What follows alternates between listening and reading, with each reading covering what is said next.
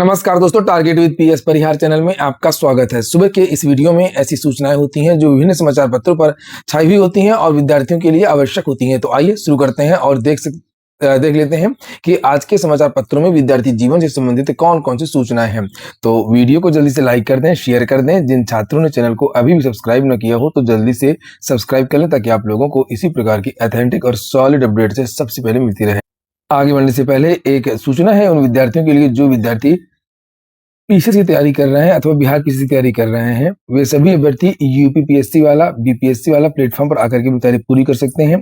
यहाँ पर देख सकते हैं एक बैच है सेक्शन 3.0। ये बैच उन विद्यार्थियों के लिए है जो विद्यार्थी पीसीएस 2027 की तैयारी करना चाह रहे हैं। ये फाउंडेशन बैच है जहाँ पर पूरा प्रीलिम्स, मेंस, सीसेट और इंटरव्यू कंप्लीट तैयारी करवाई जाएगी मात्र 4,999 रुपए में। इसमें भी अगर एक कोड लगा देंगे आप लोग PSP500 तो आप लोगों को इसके अलावा भी और एक्स्ट्रा छूट मिल जाएगी। ये फीस और कम हो जाएगी और यहाँ पर वो सारी चीजें मिलेंगी आपको जो तैयारी करने के लिए आवश्यक होती हैं। यहाँ पर जो चीजें लिखी हैं आप देख सकते हैं। लाइव क्लासेस, रिकॉर्डेड वीडियोस, सी सेट क्लासेस चलती हैं, प्रीलिम्स मेंस के टेस्ट सीरीज होते रहते हैं, इंटरव्यू गाइडेंस प्रोग्राम वगैरह, ई बुक डाउट क्लीन सेशन वगैरह। इसी तरीके से इनका यही बैच हिंदी माध्यम में अलग से है, प्रथम 3.0 के नाम से। इसमें भी वही सारी चीजें हैं। इसमें भी कूपन कोड वही है PSP500 और यहाँ पर देख सकते हैं इसकी फीस वगैरह भी। नीचे यहाँ पर आ जाइए, बीपीएससी के लिए 73वीं बीपीएससी के लिए भी फाउंडेशन बैच स्टार्ट हो गया है पीडब्ल्यू बीपीएससी वाला में और इसकी फीस भी उतनी ही है 4,999 रुपए और इसमें भी आप लोग कूपन कोड PSP500 लगा सकते हैं। ये हिंदी माध्यम का बैच है, वो इंग्लिश मीडियम का बैच था। और इसी तरीके से यहाँ पर 72वीं बीपीएससी के लिए भी फाउंडेशन बैच है, इसे भी आप लोग यहाँ पर देख सकते हैं। यहाँ पर सर्वप्रथम के नाम से हिंदी माध्यम के विद्यार्थियों के लिए अलग से बैच है वही वाला। आक्रोश के नाम से जो बैच है ये प्रीलिम्स के लिए, ये इंग्लिश मीडियम के विद्यार्थियों के लिए है नीचे। और यहाँ पर ये ऊर्जा के नाम से हिंदी माध्यम के विद्यार्थियों के लिए है। इसमें भी कूपन कोड लगा सकते हैं। लिंक मैंने इस सारे कोर्सेज की दे दिया डिस्क्रिप्शन में, आप लोग जाकर के सीधे कोर्स को ज्वाइन कर सकते हैं। चलिए शुरू करते हैं। सबसे पहले बात कर लेते हैं टीजीटी और पीजीटी की। आज ही का समाचार पत्र है और आजकल शिक्षा सेवा चयन आयोग की रोज अपडेट आ रही है। कार्मिक विभाग से हस्ताक्षर किए जाने के बाद शिक्षक भर्ती के ई अधियाचन पोर्टल को यूएटी पर शिक्षा आयोग की भी मुहर। एडेड विद्यालयों, महाविद्यालयों और कुछ अन्य शिक्षण संस्थानों में शिक्षक भर्तियों की प्रक्रिया तेज और पारदर्शी बनाने की दिशा में उत्तर प्रदेश शिक्षा सेवा चयन आयोग ने महत्वपूर्ण कदम बढ़ाया है। ई अधियाचन पोर्टल के लिए यूजर एक्सेप्टेंस टेस्टिंग यानी कि यूएटी पर माध्यमिक और उच्च शिक्षा विभाग के बाद अब शिक्षा सेवा चयन आयोग ने भी हस्ताक्षर करके उसे 2 दिन पहले कार्मिक विभाग को भेज दिया है। अब कार्मिक विभाग से हस्ताक्षर हो जाने के बाद उसे लाइव करने के लिए एनआईसी को पत्र भेज दिया जाएगा। ऐसे में शिक्षा सेवा चयन आयोग का पोर्टल अगले सप्ताह लाइव होने की उम्मीद है। शिक्षा सेवा चयन आयोग के माध्यम से प्रदेश में बेसिक, एडेड माध्यमिक और एडेड महाविद्यालय सहित कुछ और संस्थानों में शिक्षक भर्तियां की जानी है और इन भर्तियों के लिए अधियाचन यानी कि रिक्तियों का प्रस्ताव ऑनलाइन माध्यम से भेजने और प्राप्त करने के लिए ई अधियाचन पोर्टल विकसित किया गया है। ई अधियाचन भेजने और प्राप्त करने वाले संस्थानों में सामूहिक रूप से अधियाचन भेजने का परीक्षण कर लिया गया है। इसमें जो कमियां सामने आई थी उससे एनआईसी ने दूर कर अंतिम रूप दे दिया है। इसके बाद अब यूजर एक्सेप्टेंस टेस्टिंग पर सहमति की प्रक्रिया अंतिम दौर में है और कार्मिक विभाग की ओर से अंतिम स्वीकृति मिलने के बाद एनआईसी द्वारा पोर्टल को लाइव किया जाएगा। इसी के साथ संबंधित विभाग ऑनलाइन माध्यम से आयोग को अधियाचन भेज सकेंगे। प्रथम चरण में उच्च शिक्षा की ओर से असिस्टेंट प्रोफेसर, प्राचार्य तथा माध्यमिक शिक्षा की ओर से प्रशिक्षित स्नातक शिक्षक यानी टीजीटी, प्रवक्ता समझ पीजीटी, प्रधानाचार्य संबंध प्राइमरी में सहायक अध्यापकों को मिलाकर के टोटल 24,000 से ज्यादा रिक्तियों का अधियाचन ऑनलाइन भेजा जाएगा। इसी के साथ नए शिक्षक भर्तियों की प्रक्रिया भी शुरू हो जाएगी। कल बहुत सारे विद्यार्थियों के मैसेज आ रहे थे क्योंकि 2 अप्रैल को हाईकोर्ट ने एक आदेश दिया था कि नई टीजीटी और नई एलटी में टीईटी लागू होगा और कुछ ऐसी बातें उड़ रही थी कि अब नई भर्ती में देरी होगी। तो इसको लेकर के आप लोग निश्चिंत रहिए, नई भर्ती में देरी नहीं होगी, खास तौर से इस आदेश की वजह से। अन्य चीज़ों को लेकर के थोड़ा सा देरी हो सकती है, यानी कि जो विज्ञापन अप्रैल में जारी होना था हो सकता है कि वो विज्ञापन मई में जारी हो। इससे ज़्यादा कुछ और नहीं होगा और अभी हाईकोर्ट के आदेश का कोई उस तरीके का प्रभाव नहीं पड़ेगा।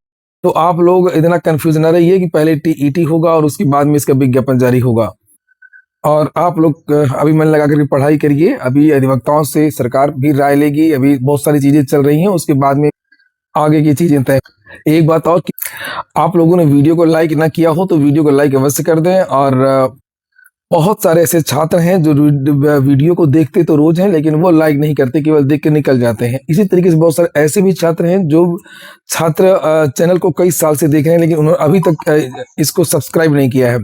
इसलिए आप सभी लोग ऐसा मत क्या करिए, आप लोग वीडियो को लाइक कर दिया करें और चैनल को सब्सक्राइब भी कर लें। और जो भी छात्र लाइक और सब्सक्राइब करेंगे, मैं ईश्वर से कामना करता हूं कि उन छात्रों को इसी साल उनकी मनोवांछित जो नौकरी है, सरकारी नौकरी, वो मिल जाए।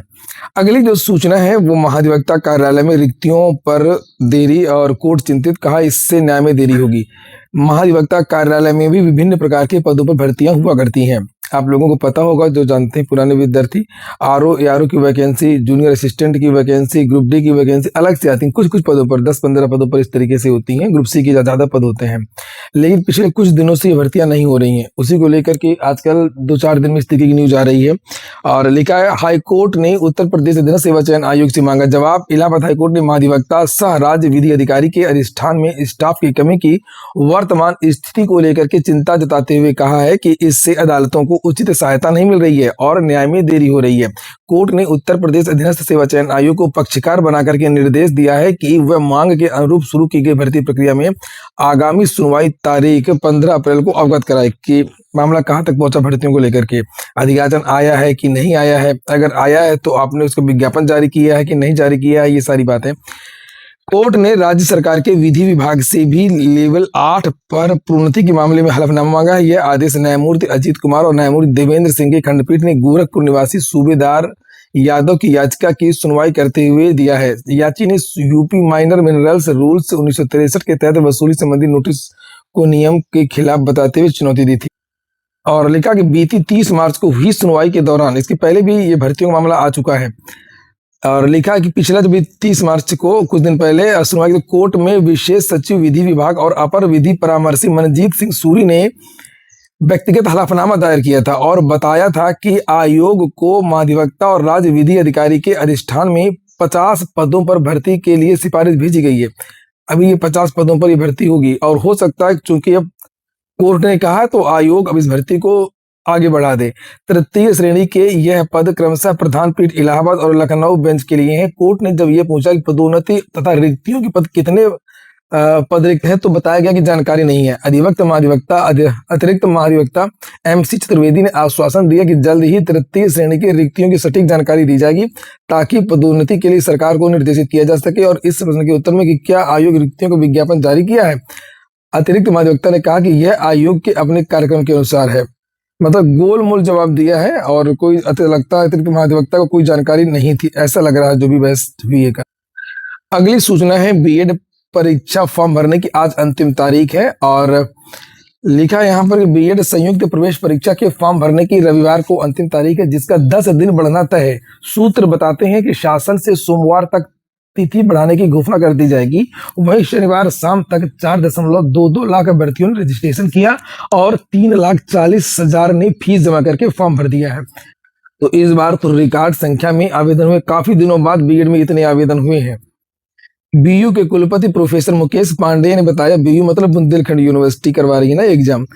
मुकेश पांडे ने बताया कि रविवार को फॉर्म भरने की अंतिम तारीख, जिसको बढ़ाने के लिए शासन को पत्र भेजा गया है। सूत्रों का कहना है कि उच्चाधिकारियों ने अंतिम तिथि बढ़ाने का आश्वासन दे दिया है। कुलपति ने बताया कि 31 मई को प्रवेश परीक्षा कराने की योजना बना ली गई है, तो जो परीक्षा की जो तारीख है उसमें में भी बदलाव हो गया है। अब ये परीक्षा 31 मई को होगी। कुछ टीमों का गठन कर लिया गया। इस बार परीक्षा में 4.5 लाख परीक्षार्थियों के शामिल होने की उम्मीद है। इसलिए प्रदेश के सभी 75 जिलों में करीब 1000 परीक्षा केंद्र बनेंगे। गत वर्ष 69 जिलों में 851 परीक्षा केंद्र बने थे और 3,05,000 परीक्षार्थी परीक्षा में बैठे थे।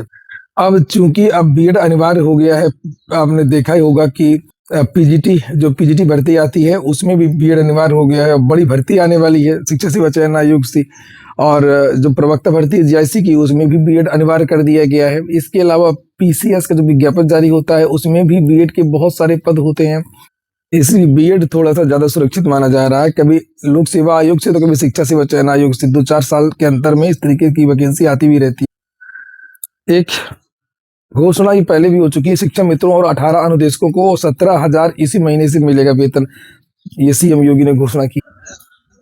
स्कॉलरशिप के लिए जो आय की सीमा होती है उसको दुगना करने की उम्मीद है। यहाँ पर छात्रवृत्ति के लिए दुगना होगी आय सीमा लिखा, महीने के अंत तक जारी हो सकता है आदेश।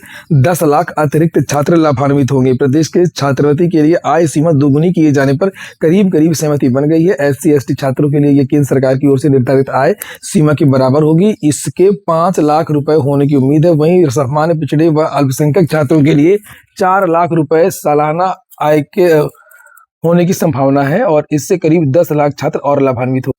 शिक्षक लगातार यूपी टीईटी या टीईटी लागू होने का विरोध कर रहे हैं। इसको लेकर के धरना प्रदर्शन आंदोलन भी शिक्षकों ने शुरू कर दिया है। उसको लेकर के यहाँ पर ये जानकारी दी गई है। लिखा है कि सुप्रीम कोर्ट के शिक्षा के अधिकार अधिनियम 2009 के लागू होने से पहले शिक्षकों से भी शिक्षक पात्रता परीक्षा टीईटी की अनिवार्यता के आदेश के खिलाफ सैकड़ों शिक्षकों ने शनिवार को रामलीला मैदान में प्रदर्शन किया। यूपी SSSC ने शिक्षा यहाँ पर लिखा कि अधीनस्थ सेवा चयन आयोग की 12 मई को होने वाली लेखपाल भर्ती परीक्षा के लिए अब नए सिरे से परीक्षा केंद्र बनाए जाएंगे। जिले के 10,000 अभ्यर्थियों, प्रयागराज की बात हो रही है, जिले से 10,000 अभ्यर्थियों के लिए 25 परीक्षा केंद्रों की सूची भेजी गई थी, लेकिन आयोग ने दोगुनी परीक्षा केंद्र सूची मांगी है, जिससे यहाँ पर बड़ी संख्या में अभ्यर्थियों की बढ़ने की उम्मीद है। आयोग की ओर से पत्र आने के बाद ADM सिटी सत्यम मिश्रा ने सभी विद्यालयों को सहमति के लिए पत्र भेजने की कार्रवाई शुरू की। फार्मेसी के 5 विषयों में 14 गेस्ट फैकल्टी की भर्ती होगी। लखनऊ के घटक संस्थान Uttar Pradesh institute of design and pharmacy संस्थान की बात हो रही है। विश्वविद्यालय प्रशासन ने आवेदन आमंत्रित किए हैं। अगली सूचना है, अंतिम सूचना है उत्तर प्रदेश लोक सेवा आयोग की। कल उत्तर प्रदेश लोक सेवा आयोग में LT ग्रेड सामाजिक विज्ञान के वैकल्पिक विषय के गोला रंगने के संबंध में ज्ञापन दिया गया है और ये देख सकते हैं। सभी ने निवेदन है कि प्रार्थी का दिनांक 17 जनवरी 2026 को प्रातः 9 से 11 परीक्षा केंद्र साबुद्दीन सीताराम बालिका इंटर कॉलेज अयोध्या में परीक्षा थी और प्रार्थी का वैकल्पिक विषय प्रथम खंड में भूगोल व द्वितीय खंड में नागरिक शास्त्र, किंतु त्रुटिवश प्रथम खंड में ही नागरिक का गोला भर दिया गया। इस प्रकार दोनों खंडों में नागरिक शास्त्र गोला भर दिया गया है। अतः श्रीमान जी से निवेदन है कि प्रार्थी के इस त्रुटि में सुधार करके प्रार्थी का परीक्षा परिणाम घोषित करने की कृपा करें। ऐसे बहुत सारे छात्रों के साथ में हुआ है जिनका रिजल्ट रोक दिया गया है और संयुक्त प्रतियोगी हुंकार मंच की तरफ से ये कल ज्ञापन दिया गया है। ये आप लोग यहाँ पर देख सकते हैं, विद्यार्थियों के नाम भी लिखे हुए हैं। तो ठीक है दोस्तों, ये हो गया आज का वीडियो। आपको अच्छा लगा हो कि काम का हो तो लाइक अवश्य कर दें। जिन छात्रों ने चैनल को सब्सक्राइब न किया हो सब्सक्राइब कर लें। पूरा वीडियो सुनने के लिए बहुत बहुत धन्यवाद।